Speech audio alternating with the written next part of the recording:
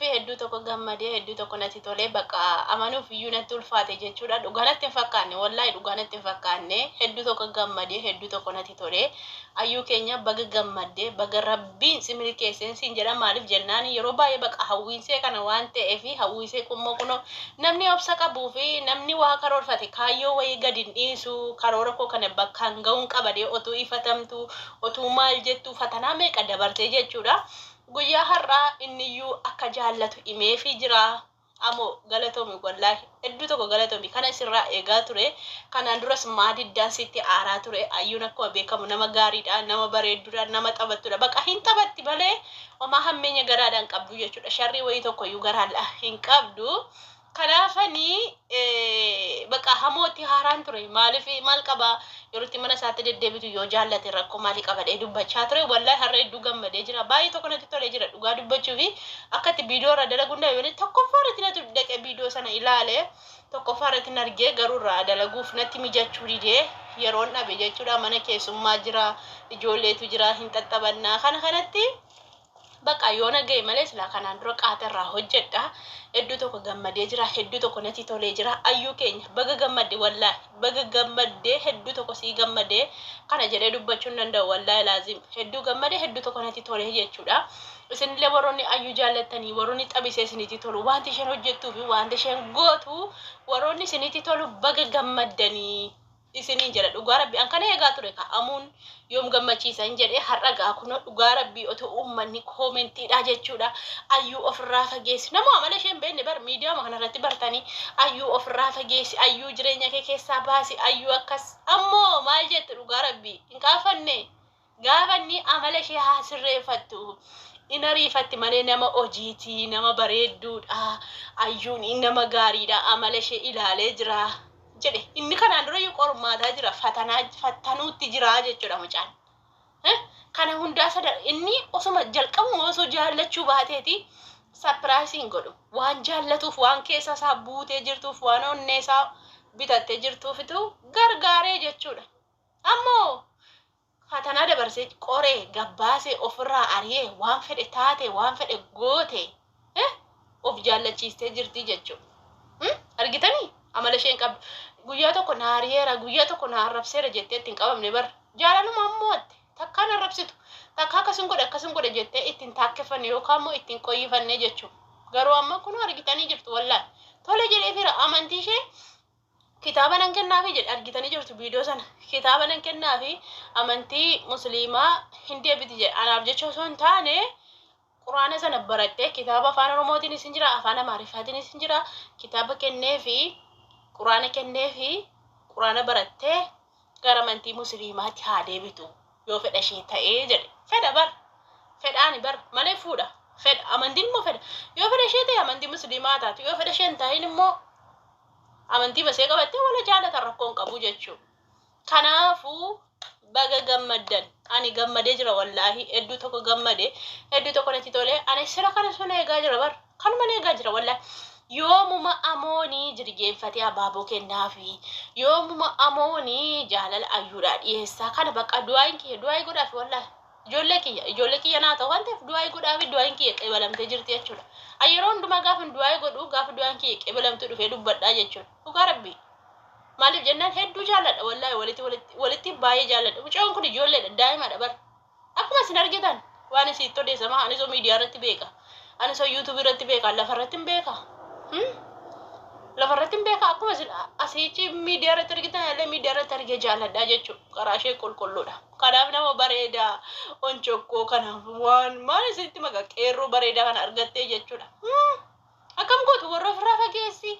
ayyuu ofirraa fageessi ayyuun nama badduudha ayyuun nama gaarii miti ayyuun baalageedha. Maatti beekta baalaqummaase maatti beekta.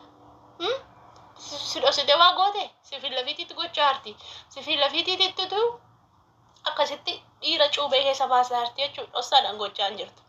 Baalaqummaan see kana kaa roorroo ofirraa deebisuu yoo namni itti qoosuu barbaade ofirraa deebisuu kana miti baalaqummaan see kana barbaaddan miti amma homaa jettu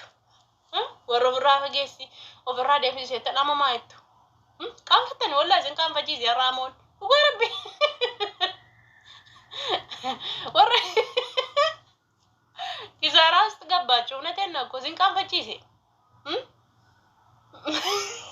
eesalitti dhugaa rabbi koomentii nuti laama fakkeenyaaf ani waan koomentii jalatti dubbadha asirratti bahee dubbadha yaadan koomentii jalatti barreessu mana qaba waan ta'eef mana kootti bahee dubbadhaa jechuudha bifa viidiyootiin bahee mana kiyyatti haasaa jechuudha dhugaa rabbi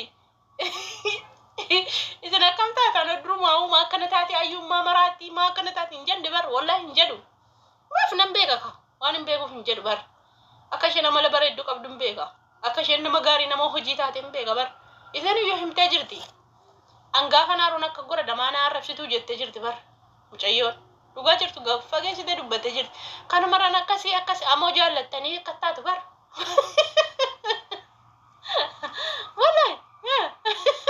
dhugaa jirtu ammoo jaallattanii bar ijoollee shamarraniiti seetan gootu gawal